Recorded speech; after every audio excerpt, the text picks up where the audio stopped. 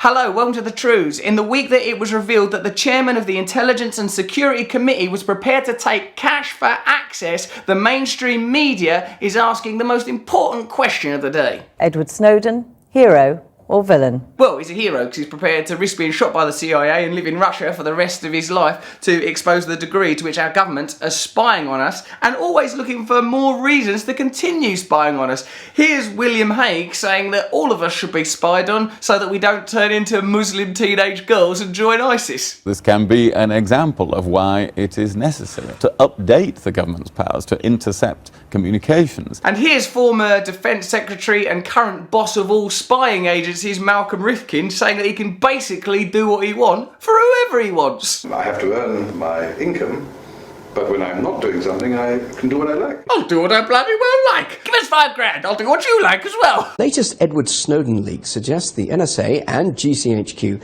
hacked the world's biggest SIM card developer.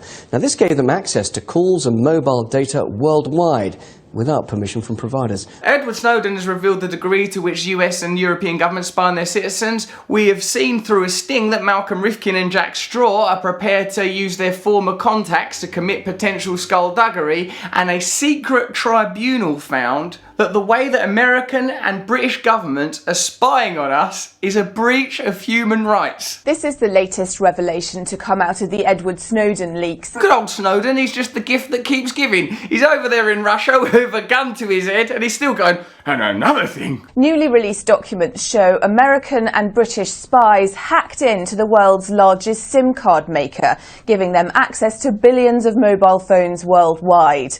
The NSA and GCHQ hacked into Gemalto. Why does everything involved in this sound evil? We are Gemalto. We will provide you with SIM cards. We're GCHQ. We'll spy on your SIM card. This enabled them to steal encryption keys, which meant they could secretly monitor voice calls and data. Unless you have an extra layer of encryption, all of your communications are open to spies. We've got to have an extra layer of encryption to protect us from our own government. Otherwise, they're going to spy on sexually explicit photos. Now, how is that helping us? What's the new thing ISIS are going to do? They're going to bomb us with sexually explicit photos. Who of? Us. ISIS, you're monsters, you're monsters! Experts say this latest revelation means no one can really trust the security of their mobile phone. That phone that you consider all private, like that you sort of like, yeah, say you're on it and your girlfriend tries to look, you sort of go like that. Well, you've got to go like that now to the whole government, and you can't, because they're in there looking at it. There's no quick fix, they say, and mobile phone companies are hopelessly insecure.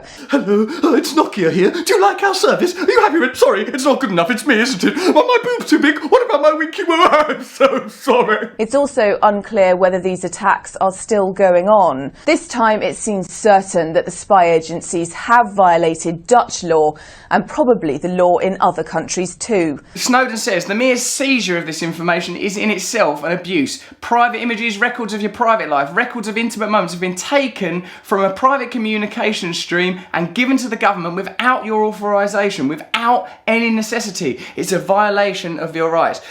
What is this era in which we cannot be shocked, in which the government are dubious in areas such as sexuality, where a Chilcot inquiry is held up indefinitely, where we are spied on constantly and we just accept it? They make our communal street spaces into places that are adorned incessantly with advertising, and now they want to own our privacy. Our consciousness itself is being invaded and controlled. This is not about secrecy. If you've got nothing to be afraid of, you don't need secrets. This is not secrecy, this is privacy. Edward Snowden, hero or villain? Well, it's possible to be a bit of both. An expert there trying to introduce a degree of ambiguity to a very linear and dualistic media.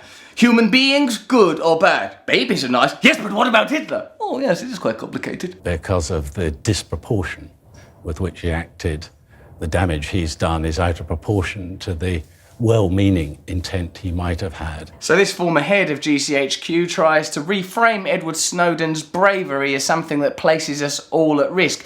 Who is it that we are at risk from? Or more specifically, who is it that our government is at risk from? They say they're at risk from teenage girls that might go to Syria. But actually who they're afraid of is us. Terrorism is the reason to go snooping in your phone, but the actual truth behind it is they're frightened of us. And why are they frightened of us? Because they're dishonest cheats who take money to bribe one another, who won't turn up in Parliament unless it suits them. Here are politicians debating the war in Afghanistan. Oh, it's not very important. Here are politicians debating drug reform. Oh, who cares about drug reform? Here are politicians debating disability benefits. Who cares about the disabled? It's not really important. Here are politicians debating expenses and pay rise. Greg, let's get in there! You can't even see the carpet. They've jammed it up like a football terrace in 1980. So what do they care about? Who are their enemies? You are their enemy. It's a very small example of the fact that our data can be accessed and can be improperly passed on. Well, 2 points. First of all, you're taking his account at face value. Why would we take the account of this brave man prepared to put his life on the line? He may have started off with the best of motives, but he stole an enormous quantity of very sensitive information, which is harming our security. Whose security? Ours. The people that like to corruptly control you. Was Sir Malcolm Rifkin right to step down as chair of the Intelligence and Security Committee? It's entirely up to the committee. There was never the slightest risk to national security. I mean, what it reveals might be an error of judgment, but we don't hang people for that. We don't hang politicians for lying to us. What we do is vilify honest people for revealing the truth to us. We're the GCHQ. Just at the moment, at this moment of severe danger, it's not a good thing to happen. To a much lesser degree, I've experienced what Edward Snowden is experiencing now. Not that I've had to go and live in Russia or any of that kind of thing, but when you say stuff that they don't agree with, they say that there's something wrong with you. What Edward Snowden has done, what Edward Snowden has revealed, is the truth. They can't countenance that. So what they have to do is attack Edward Snowden. That's what's happening here. If you're interested in privacy, you can learn more at privacyinternational.org. Whisper it. So what's interesting, I think, is in the week that Parliament sneakily and very quickly defeated a bill to ban MPs from having outside interests. It's not clear, they said. It is clear. Don't have conflict of interest if you're a member of Parliament. They voted against that in Parliament. They showed up for that one. Meanwhile, the Chilcot inquiry, commissioned in 2009 to uncover whether Britain's involvement in the Iraq War was unlawful, it was. Whether Tony Blair and others committed war crimes, they did. Was meant to be presented in 2010, it ain't be. Is being delayed till after the election. It's currently cost the taxpayer $9 million, and it's going to be delayed till after the election, along with inquiries into paedophilia, along with inquiries into corruption. The reason it's being put after the election is because why would you get up and vote for these potential paedophile, bribable, liar, war criminals if you had access to all the information? Edward Snowden is giving you that information. He is telling you the truth. So who is a real threat to security? It depends who security you mean.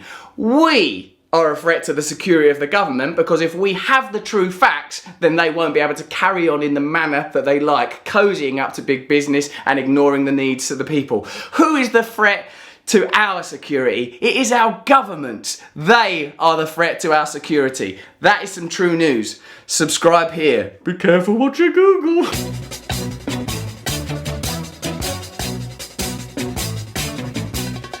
Nose is a tool that is abused to fool you and to leave you scared and confused. Trews is like the nose. If the nose was true, I want some Trews. Let's have some Trews.